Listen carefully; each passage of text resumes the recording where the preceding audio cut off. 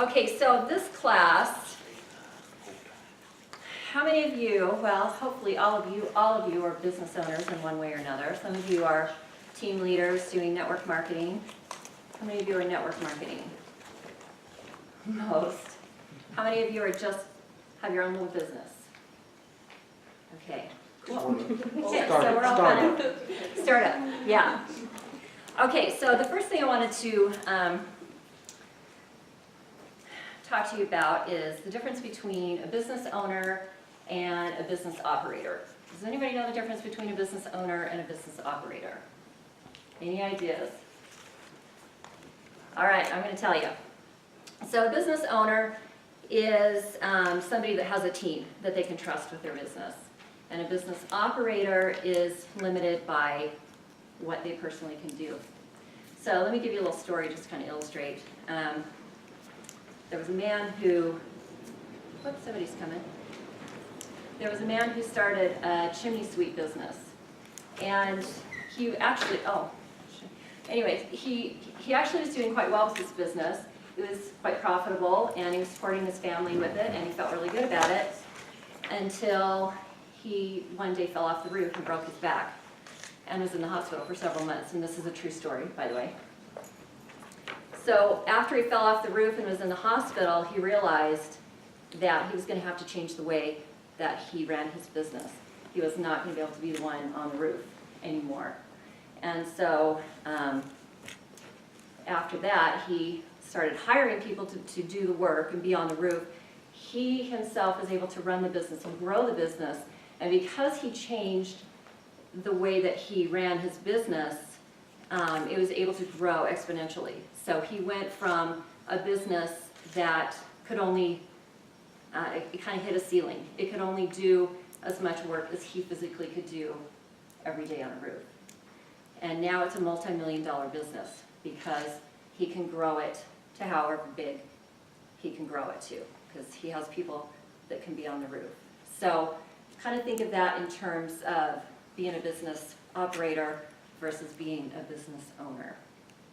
So let me ask you, and you guys can maybe give me your answers. How's business, and what's the chokehold on your business? Anybody? Nobody? Nobody has a chokehold on your business? Right now, for me, because I do just make everything myself, and I'm somewhat limited in how much I can make and do. Okay. And so when you spoke that, it really struck a chord with me, but I don't know what to do about it. Okay. Okay. So anybody else? Do you feel that there's a chokehold somewhere on your business, that your business in some way is struggling or not growing or not what you want it to be? Mine is just because I'm good at being in charge of things doesn't necessarily mean I'm a good leader. So I'm trying to learn how to be a better leader. Okay. Okay. So with that, I can totally relate, because for me, sometimes it's figuring out what I don't need to do, what someone else can do for me, so that I can do what I'm good at, and let someone else do what I'm not as good at, instead of trying to be good at every part of my business, own what I'm good at, and but that's not so easy to do. No, it's not. Okay, well, according to Tony Robbins, the chokehold on any business is always the psychology and skills of the owner. So 80%, yeah, 80% of any challenges or chokeholds that you have in your business are going to be the mindset of the owner. So, which is kind of surprising, but when you start getting into it, a lot of it is just, as a new business owner, you come in and there's challenges that you have to face, and you may not know how to face those challenges. These are things that you've never had to do before. So the first thing that we're going to talk about is having a proactive mind. When you're creating your own business, an important part of that business is learning in real time, because it's a new business for you and you're learning new things. And so you just have to know that when you're learning in real time that you're going to make mistakes. And that's okay. It's okay to make mistakes. So just, you just kind of have to know that that's okay and that's part of it. And so part of having this is that you can use this for your business. You can go back, refer to this and go, okay, am I doing enough of this? Am I doing too much of that? Kind of a thing. So it will kind of help you with your business. I gotta get a drink because I'm dry.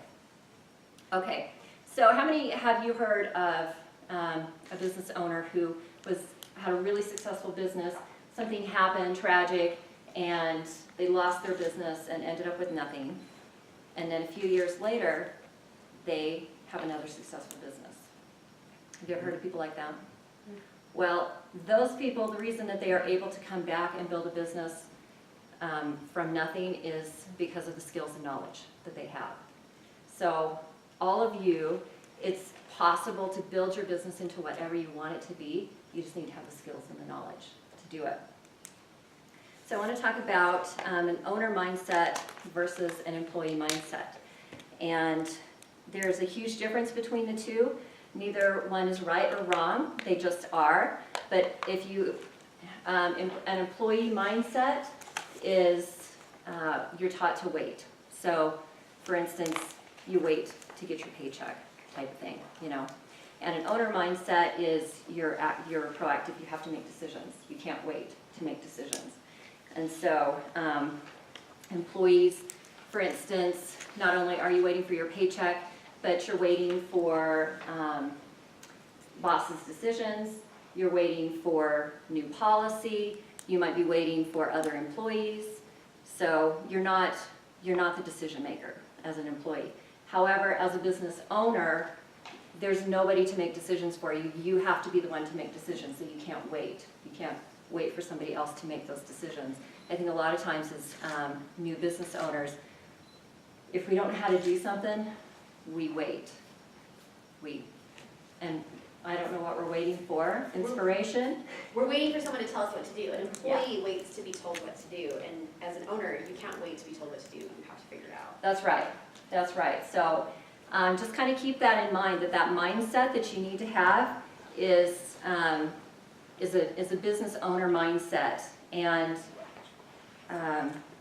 so as a business owner, you need to have kind of positive impatience. You need to be able to move forward, make decisions, do what you have to do. You have to be proactive. And another thing that you want to check for to see if maybe you have an employee mindset is what are the questions that you're asking. So if you go into a business and you ask the question, how long is it going to take me to make money in this business? That's an employee question, because it's like you are waiting for someone to come and give you money, and that's not going to happen. As a business owner, you have to be the one to go out and make things happen for yourself. So watch what kind of questions you're asking in your business. Are you asking employee questions, or are you asking employer or business owner type questions? So what kind of questions are employer questions? A business owner question would be maybe, for instance, in your case, because you're doing your goat soap stuff. And I just looked over my finances today and thought, when am I going to start?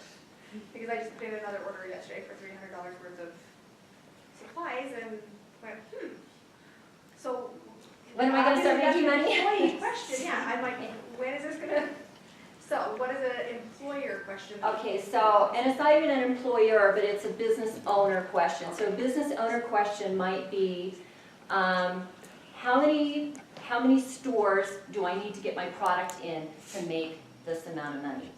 Or how many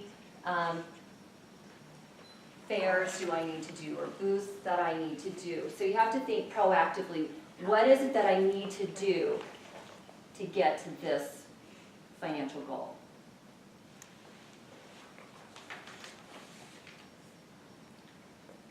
And a great thing about being a business owner is that you're not waiting around. As an employee, you might be waiting around for decisions to be made that could take 3 months, problems to be solved that can take 3 months in a company.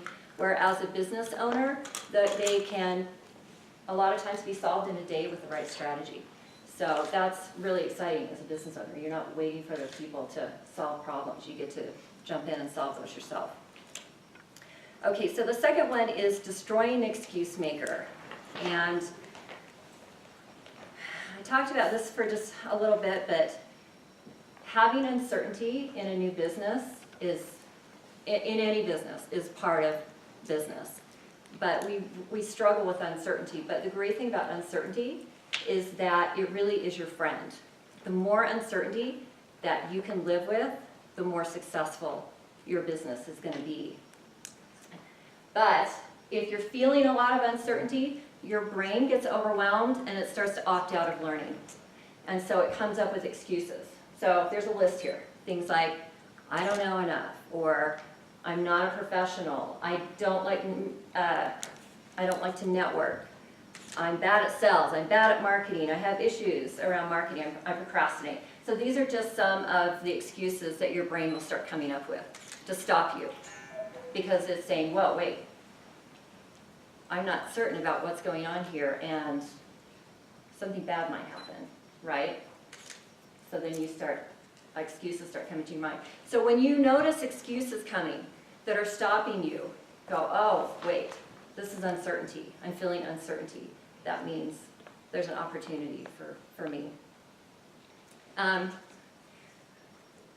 of the information that I'm giving you is from a guy named Frank Kern, and he is a huge internet marketing guru, and he makes lots of money on his marketing, and he teaches some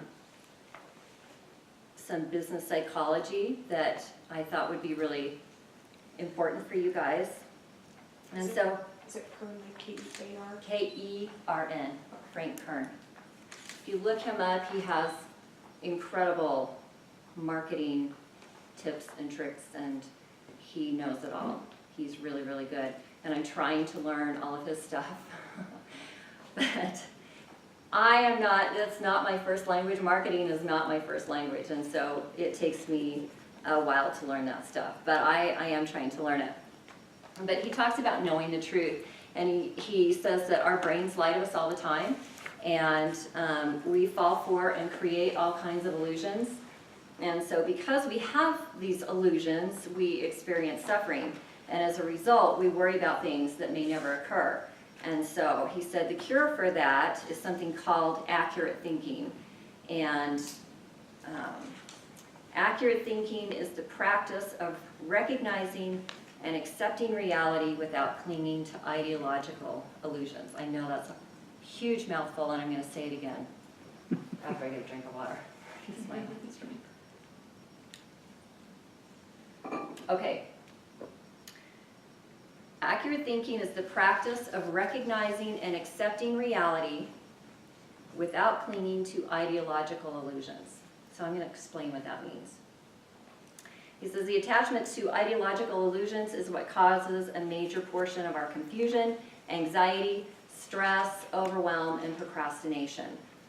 And so I've listed a few of these illusions. There's quite a few more, but I'm just for time's sake, I picked out a few. So the first one is the happily ever after. And happily ever after is this mythical illusion that tells us once we hit this, whatever that is, I'll never experience suffering again. So you know that that's not true, but it might be once I make $10,000 a month, everything's going to be roses, and I'm not going to have any problems again. And we all have this illusion of this happily ever after. I know when I learned about this, I was like, oh boy, that I understood what he was talking about. And he says that stress and fear and worry, that is part of life, and it's especially it's a part of business. That's just it just is.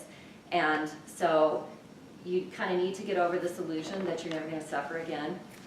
And even if somebody, for instance, wrote you a check for $1 million today, you're still going to have pain, you're still going to have illness, you're still going to have stress, worry. So it's just part of life. And we have this notion that if we simply do enough of something, and if we reach some accomplishment, that all of our mental suffering is going to vanish. And it's better if we just figure out that that's not true, and we learn how to deal with that stress, and we can move on. So there's a man named Dan Sullivan, and he refers to this as the horizon, and he says that striving for this illusion is similar to the state of happily ever after, and where nothing's ever going to go wrong. And he talks about how if you're out at sea and you see the horizon, and you say to your buddies, hey, let's go over to the horizon. Let's go to the horizon. Well, the horizon is always out in front of you, right? You never get to the horizon. And that's how the happily ever after is. You don't, like, you can't take your boat over there and get out and walk around and be at the horizon. So happily ever after is the same way. You just have to understand that it's an illusion. It doesn't really exist. So, and it's not that you can't reach your goals, just know that there's no such thing as happily ever after. And in fact, Frank Kern was talking about, he had this illusion, and he figured if he could get to $10,000 a month, that his life would be perfect, everything would be great. And he said, I did. I got to $10,000 a month. And he said, but I realized when I got there, I still had to work to keep making that $10,000 a month. Like, I had to keep working, and I had to keep doing it, and and then I worried about, am I going to be able to keep making $10,000 a month? So, anyway. The next one, illusion number 2, is failures are bigger than successes. And generally speaking, our brains will give more weight to our defeats than they'll give to our victories.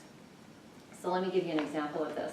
Let's say that you post something on Facebook, something great that you did, and you have 97 great positive comments. Oh, this was so great, you did so great, whatever. And you have one negative comment.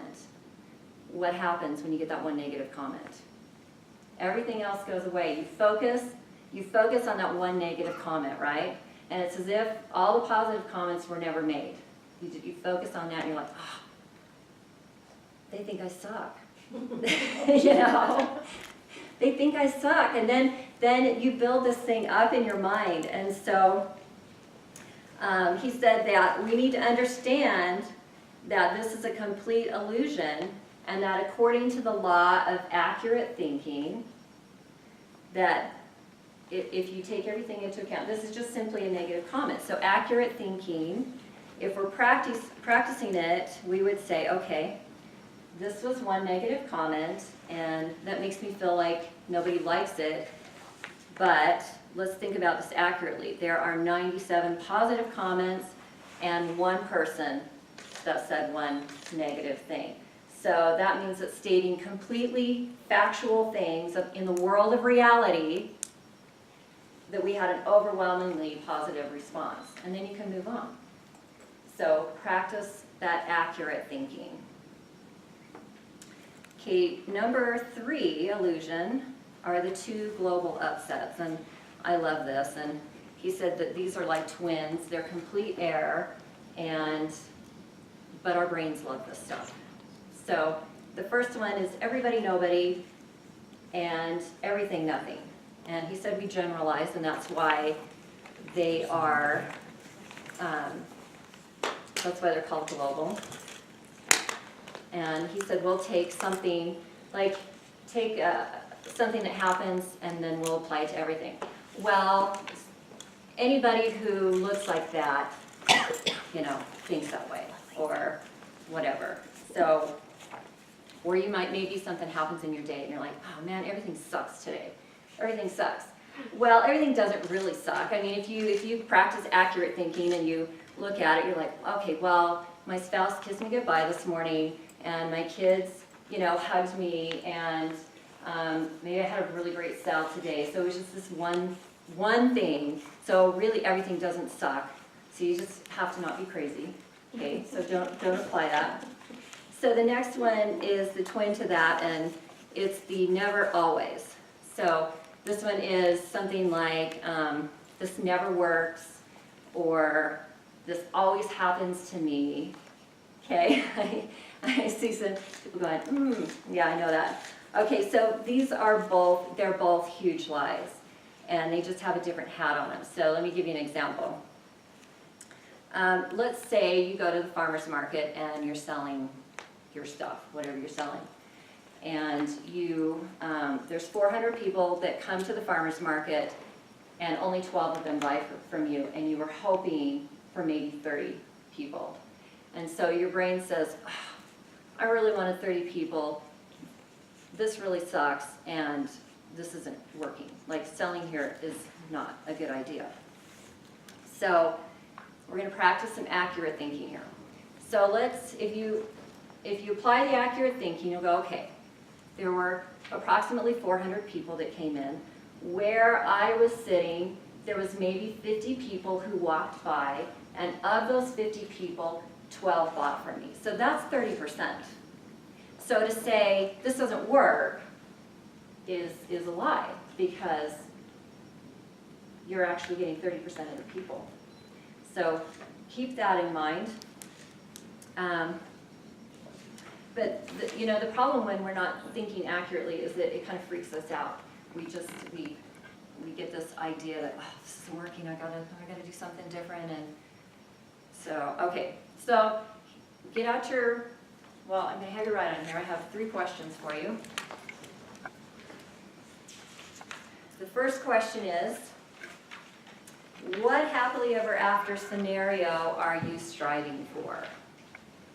What unrealistic expectation are you constantly expecting to get and then frustrated or fearful that you're not going to get it? We all have a happily ever after, I'm telling you. So think about that. It could be a financial goal, it could be whatever it is. If I could just get to this, or if I could just get that. Okay, are we ready to go on? You guys ready? Okay, the second question is, what failures are you allowing to outshine your victories? So there's 2 types of failures, by the way. There are the ones from your past, and then there's the ones that may be happening now. So what failures are you allowing to outshine your victories?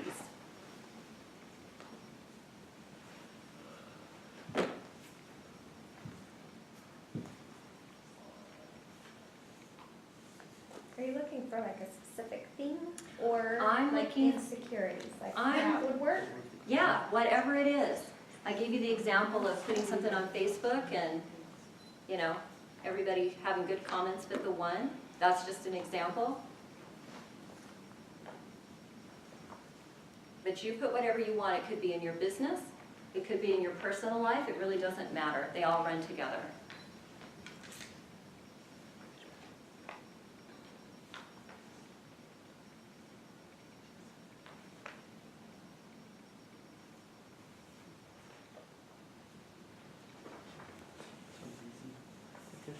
Flowing in. They're flowing? Oh, good. That's very good. Okay,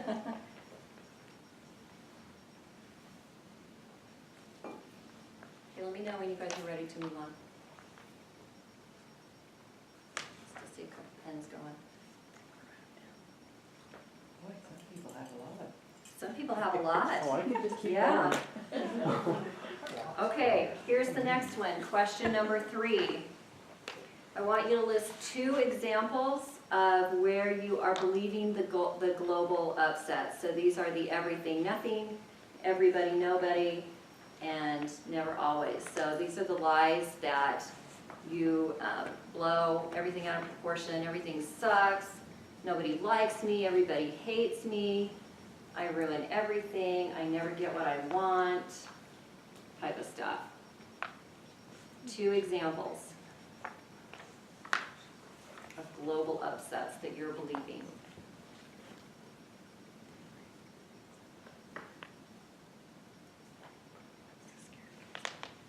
Do they have to have those words in? No. Okay, because I have lots, but I, They usually have those words in them. Nothing works maybe I out for need to me. dig deeper then, I don't know. Everything sucks. Everybody hates me. Nobody likes me. I think I'll go eat worms. I was just gonna gonna say say that song. Nobody likes everybody hates me, but I have to wait. Yeah. I was thinking it.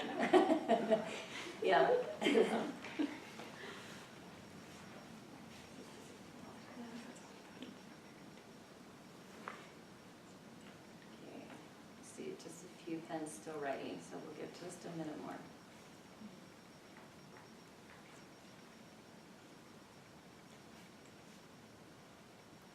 Okay, we're gonna move on. Number 3 is understanding your customer. And typically, a customer makes 10 decisions from need to completion.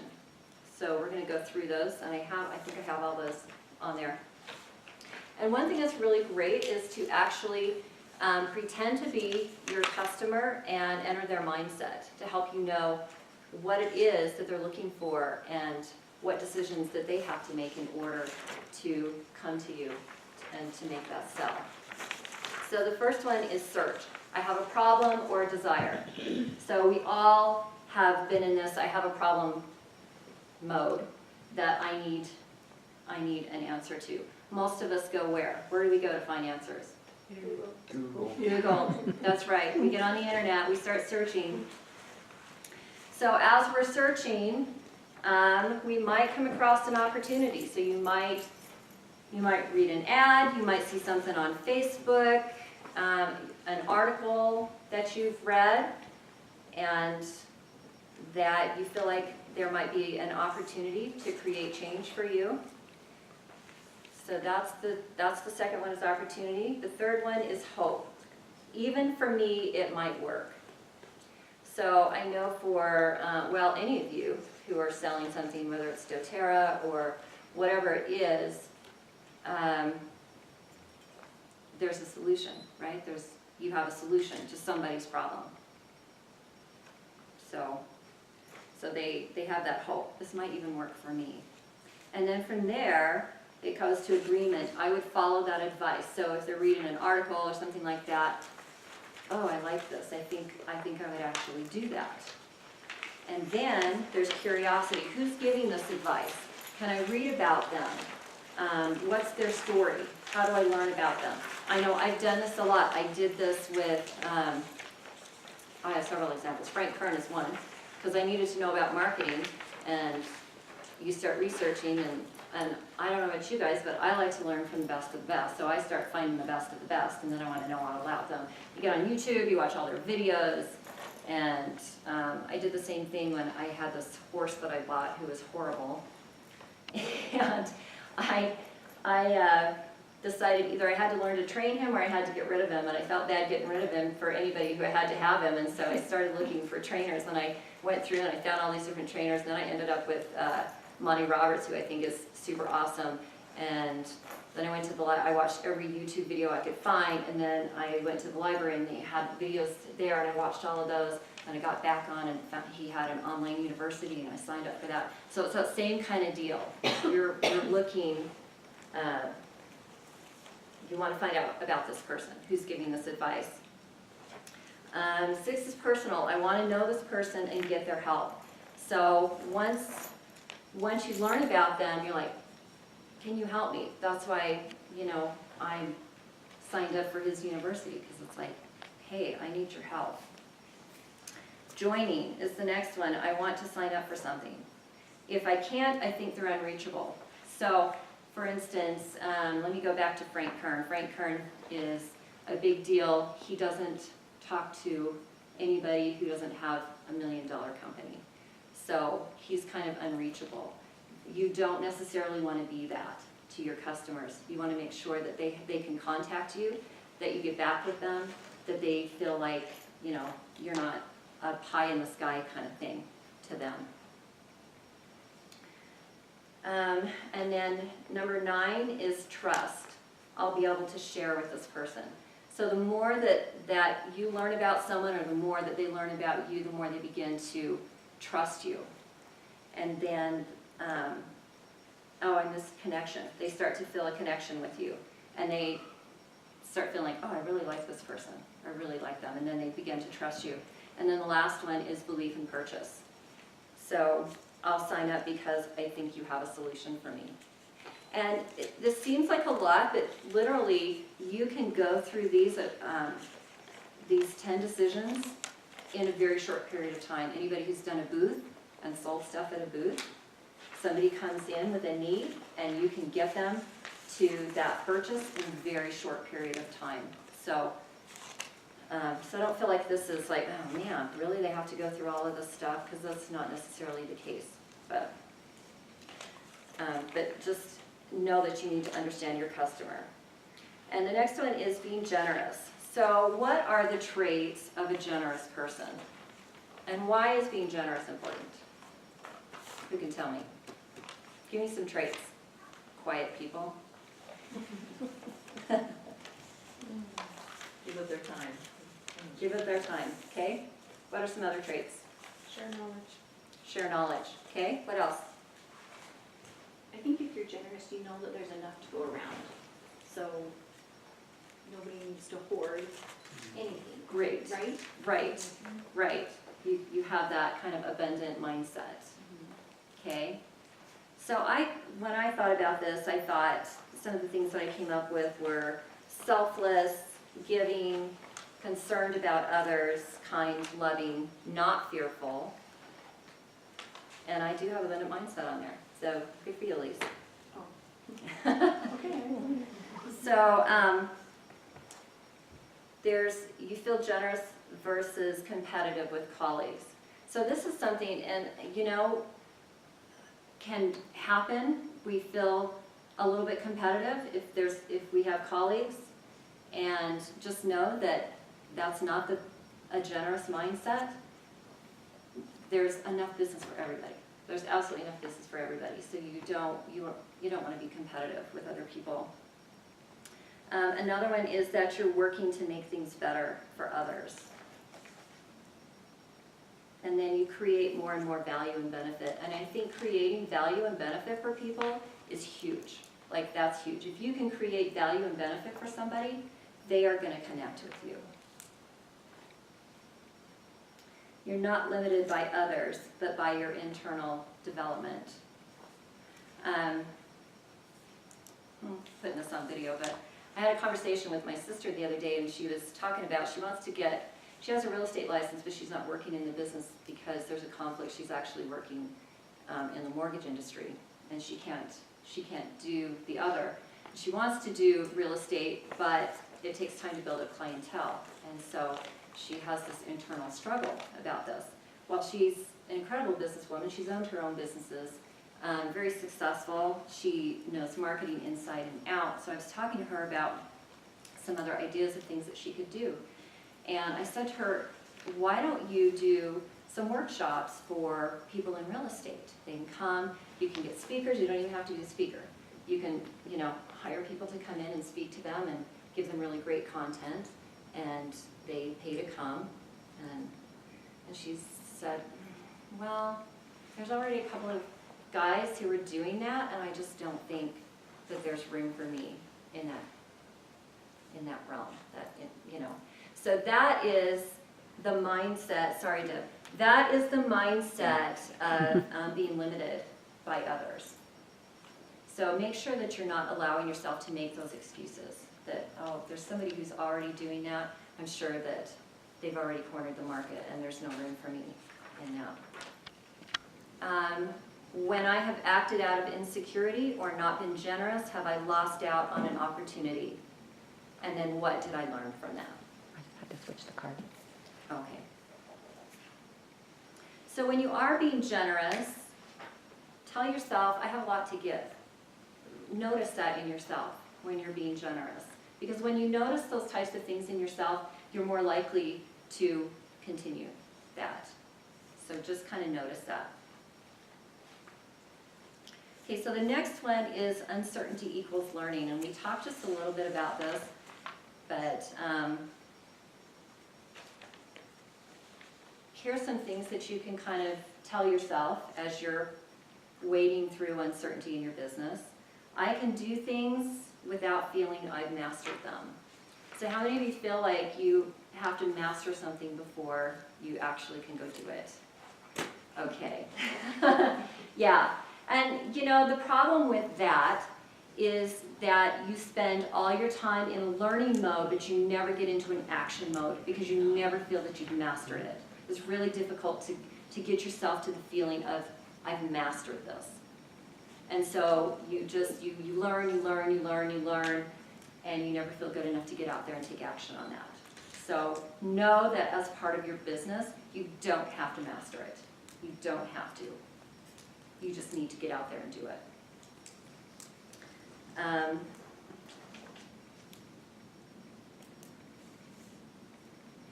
I'm not going to feel that it's perfect. Do you feel sometimes that what you do, it has to be perfect? Because it's never, I don't know that there's even such a thing as perfect. There's so many different ways to go about doing the same thing. Everybody has their own way of doing it, and don't expect perfection from yourself, because it's not realistic. You just need to take that off the table. Okay, eventually what is difficult and uncertain will feel easy and certain. If you have uncertainty, then it's time to learn. So I want you to keep that in your mind. When you have uncertainty, it's time to learn. It's such a great way of being able to remind yourself that there's something I need to do here, so that it doesn't stop you. So let me ask you the question, why is it hard to feel good about uncertainty? It feels vulnerable. Feels vulnerable? Yeah, for sure. Anybody else? Why is it hard to feel good about uncertainty? Well, it's like stepping out into the darkness. You can't see where you're going necessarily. You're afraid of failure, you're afraid of the unknown. And so it's unnerving. You don't want to.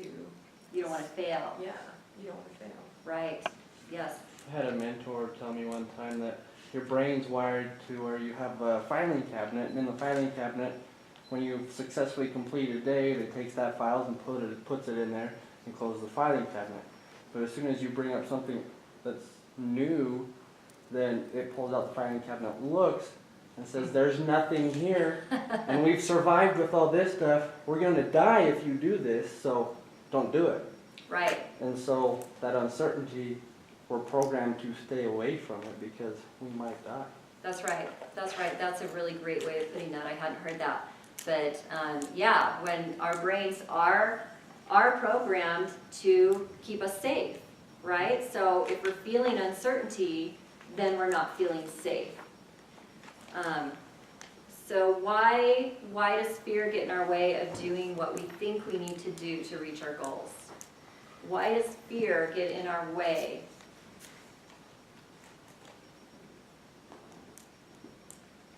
And keeps us from reaching our goals? Because we're scared of the end result, or we can't see it big enough. Okay.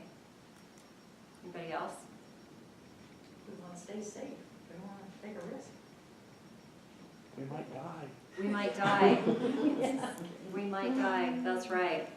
So that fear kind of stops us, right? And it's frustrating when you're in your business and you have goals that you want to reach, but you can't reach them because you have this fear that's stopping you, and it's frustrating. It's like, what do I do about this fear? How do I do it? So learning to making uncertainty your friend will help you so much in your business. Yeah. How do you do that? It seems so easy to say that. I know. Well, we're going to cover that just a little bit. So,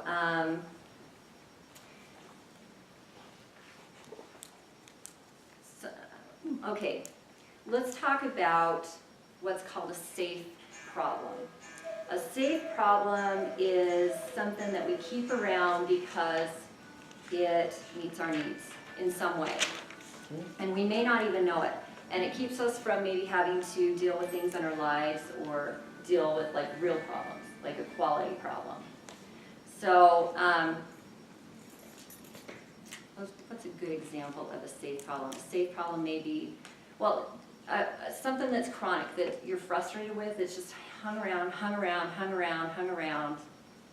you got an example? Do you want to tell us? I don't know if this is but I'm just thinking about like someone who complains about the same thing over and over again, but never like Doesn't fix that it? doesn't do anything about it. They're always complaining about the school or but they never talk to the teacher, or they never do anything. about it. Exactly, exactly. Yeah. That's a good example of a safe problem. And we all have safe problems in all areas of our lives. I'm gonna tell you that right now. Every single one of us have a safe problem. And typically these problems, we keep them around because they're meeting our needs in some way. It may be, and let's talk about your business. You may have this safe problem that keeps you from actually having to be successful or to do things in your business. So another good example of a safe problem may be something like anxiety or depression, because it serves in some way. It serves in a way that I have anxiety today, I can't go to work, or I can't do this, or I'm depressed, I can't do that. And so, believe it or not, these problems, even though they're frustrating to us, they're serving us, and that's why we keep them around. So there's some questions that you can ask to find out if your problem that you have is a safe problem or not. So here's a few questions. Do you feel that through suffering or through difficulty you have growth with this problem? So I don't know, you guys can think, we all have problems. Maybe a chronic one that's hanging around. So apply it to these questions. Do you feel that through suffering or through difficulty you have growth with this problem?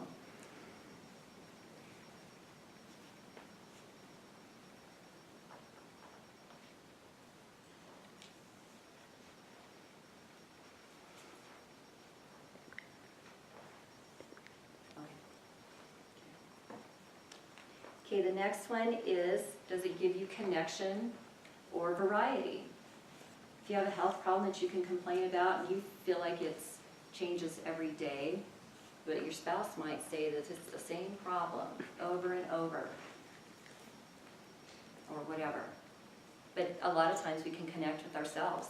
Anxiety and depression is a good example of that. It allows us to connect with ourselves, it allows us to connect with other people. It gives us significance because we can complain about it to other people and they give us attention for that. It gives us certainty because it's always there. So you can kind of see how it's meeting needs in a way. The next one is, does it make you contribute because you understand other people? So does your problem help you feel like you connect with other people or that you can understand what they're going through? Sometimes we keep them around for that.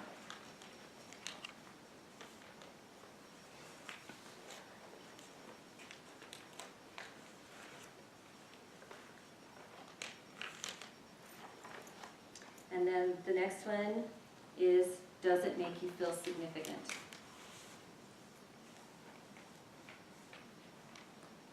Can you call your sister, your brother, or somebody and complain about it, and it gives you significance?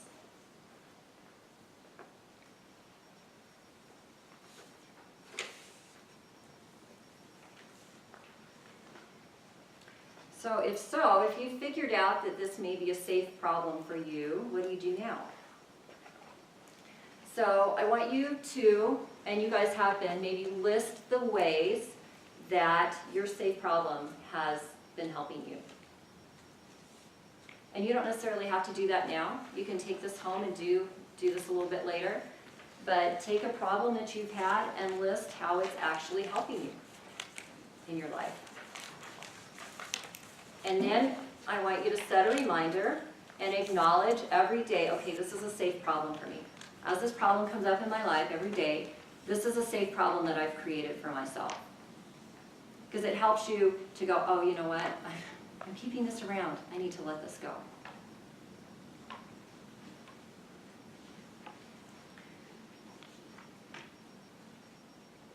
Okay, we're going to move on because we're running out of time. Number 6 is be a list keeper and a follower. Get good at creating lists and executing on them. These don't necessarily have to be action items. This is a mindset that you want to create for yourself. So if you have business actions that you need to take care of, make a list for yourself. And it can be, I have client sales calls or something, and under that, the other things, like I have calls, I have interviews, I have emails that need to be sent out. Or advertising, and then local, internet, word of mouth, that type of thing. Just so that you have, okay, here's what I need to do, and here's the small steps that I need to take care of on those action items. And some of the most important information that you will get as a business owner is from the client that did not sign up from you or buy from you. And you need to follow up with them and find out why. What didn't they get from you? What did they need that they didn't get from you? This is crucial information for all of you in your business.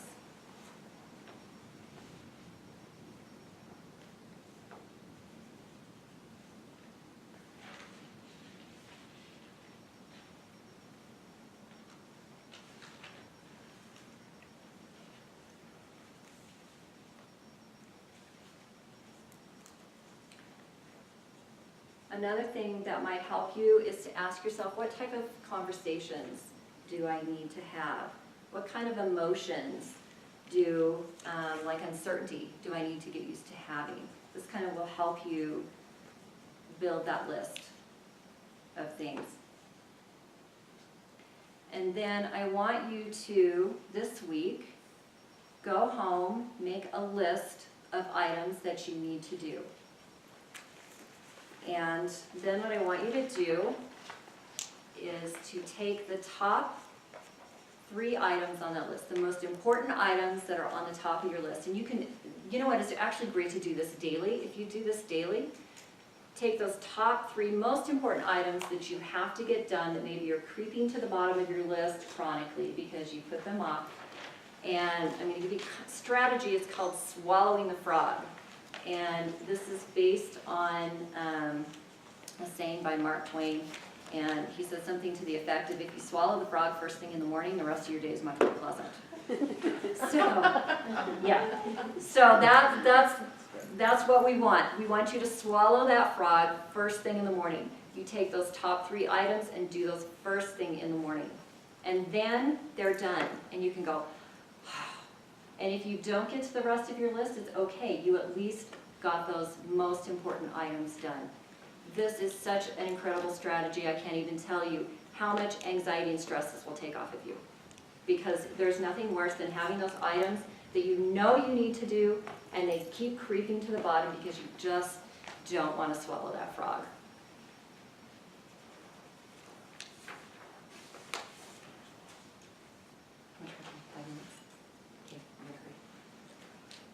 Okay, so the next one we have is relationship to money.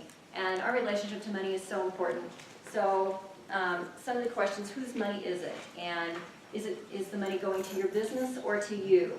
Taking care of business, you have to take care of your business. This is what pays you. This is what pays for your family. It benefits you. It benefits your clients. If your business isn't around, you can't benefit your clients, right? Something that I have learned that I think is so powerful is that clients need to pay money to let go of their problems. If people don't pay, they're not going to let go of their problems, especially if it's a long-term problem. Imagine if you've carried a problem around for 30 years and somebody says, you know what, I have a solution for you, and it will take 5 minutes, and it's free. What happens to the mindset of that person? They're like, wait a minute. I've had this problem for 30 years and you're going to solve it in 5 minutes? What does that mean? What does that mean for me? I've had to suffer all this time and I could have had this solved. Then it becomes a dilemma. I don't think I can let go of this problem because that means that I have suffered and I didn't have to. But if there's an exchange of money, and especially more money, then they're willing to let go of that problem. So April, if that thing works, that you shrink wrap that, you need to pay me money. I will do that.